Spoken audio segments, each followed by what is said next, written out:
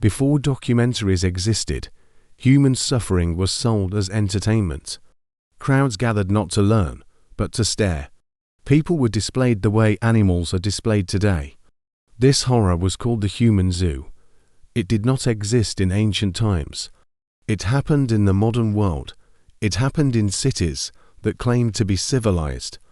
Paris was one of them. London was another. Even New York joined in. The late 1800s were obsessed with empire and conquest. Colonies were symbols of power. Colonized people became objects of curiosity. Europeans wanted proof they were superior, so they brought colonized humans home. Not as guests, not as equals, but as exhibits. Ships carried them like animals. Many never knew where they were going. Families were torn apart during recruitment. Some were tricked with false promises. Others were forced at gunpoint. Children cried as they were dragged away. Mothers were silenced. Fathers were powerless. Names were taken away first. Identity followed soon after. They were given numbers and labels. Labels like savage tribe. Fake villages were built for them. Grass huts replaced real homes. Spears were placed in their hands. They were ordered to act primitive, even if they were educated. Even if they spoke multiple languages, even if they understood what was happening, they were told to smile. They were told to dance. They were told to obey. Thousands of people watched them daily. Crowds pointed and laughed. Children threw food at them. Adults whispered disgusting theories. Scientists measured skulls. Doctors compared skin tones. Notes were written like field reports. No one asked consent. No one cared about dignity. They were not seen as human. One of the most famous victims was Ota Benga. He was a Congolese man. He was taken to America. He was placed inside a zoo. Not beside animals, inside an animal cage. Monkeys were his only companions.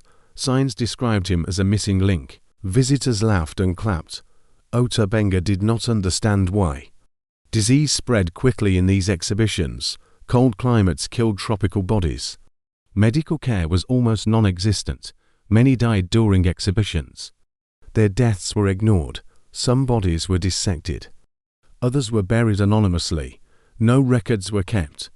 Families never learned their fate. Silence covered everything. Organizers made huge profits. Newspapers promoted these shows proudly. Governments allowed it. Churches stayed quiet. Schools visited on field trips. Racism was taught as science. Cruelty was normalized. Horror wore the mask of education. And the world applauded. No one stopped it. But inside the cages, something broke. Hope slowly died. Eyes lost their light. Minds began to collapse. Some stopped speaking entirely. Others tried to escape. Most failed. Night brought nightmares. Day brought humiliation. And this was only the beginning. The beginning mentioned was not a warning. It was a promise of worse. Because the cages did not just imprison bodies. They slowly destroyed minds. Days inside exhibitions felt endless. There was no privacy.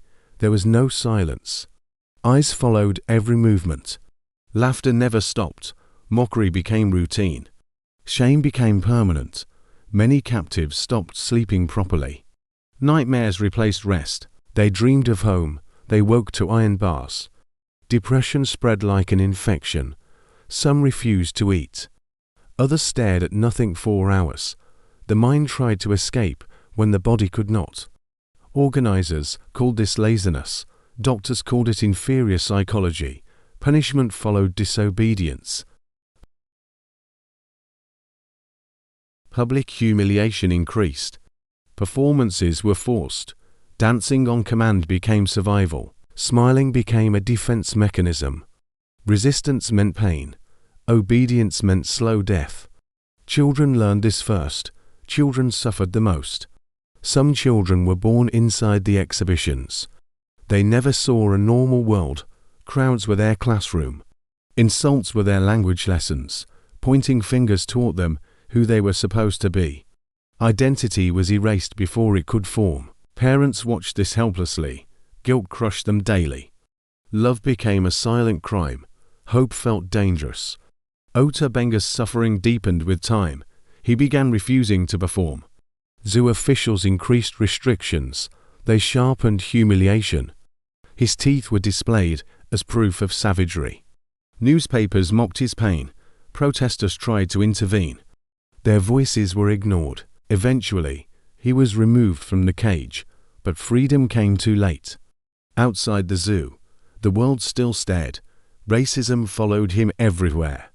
He could not return home. His family had been killed. His culture was gone. His past was ashes. The future felt empty. Loneliness became unbearable. Trauma never healed. The cage stayed in his mind. In 1916, Ota Benga took his own life.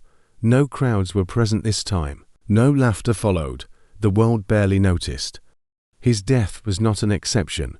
Suicides were quietly common. Many deaths were labeled accidents. Some were blamed on weakness.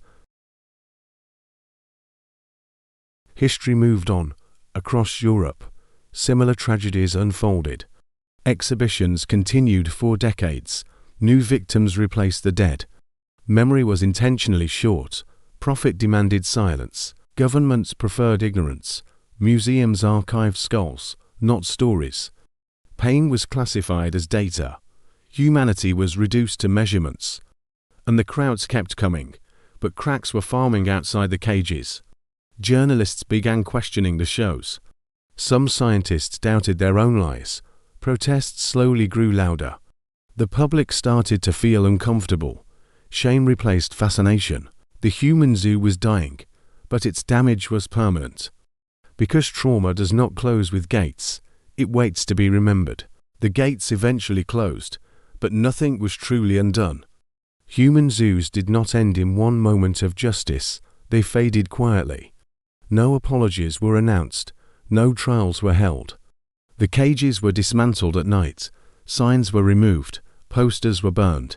Silence replaced applause. History was rewritten carefully. Organizers claimed the exhibitions were misunderstood. Museums rebranded the displays as education. Governments denied responsibility. Newspapers stopped mentioning the victims' names. Schoolbooks skipped the chapters entirely. Survivors were sent away without support. Many returned to countries that no longer felt like home. Others stayed trapped in foreign lands. Poverty followed them. Trauma followed them faster. The bodies survived longer than the minds. Nightmares lasted decades. Loud crowds triggered panic. Children inherited the silence. Shame passed through generations. Families avoided photographs. Stories were whispered, not spoken. Pain became private. Memory became dangerous. Forgetting felt safer. In Europe, old exhibition grounds still exist. Parks now sit where cages once stood. Zoos never mark the spots. No plaques honor the dead. Bones remain beneath the soil.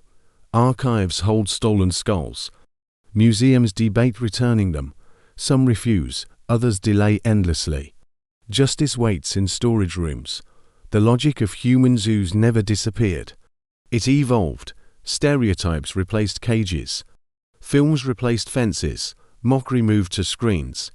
Exploitation learned new language. Poverty became spectacle.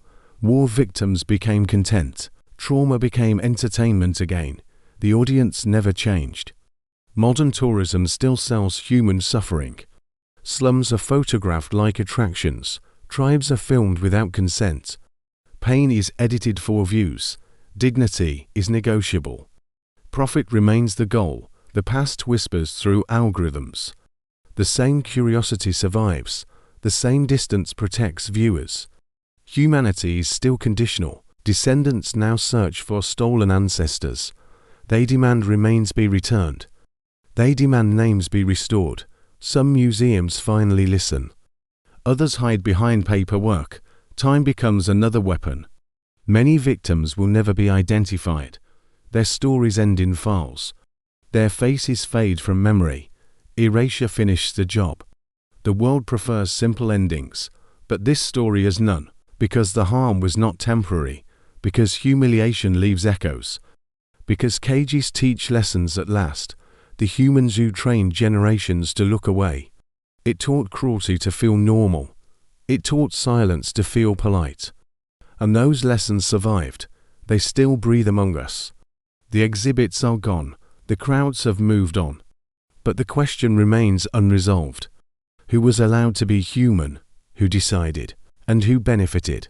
History waits for an answer. The victims are still waiting too. Memory is the last open gate, and it is finally time to look inside.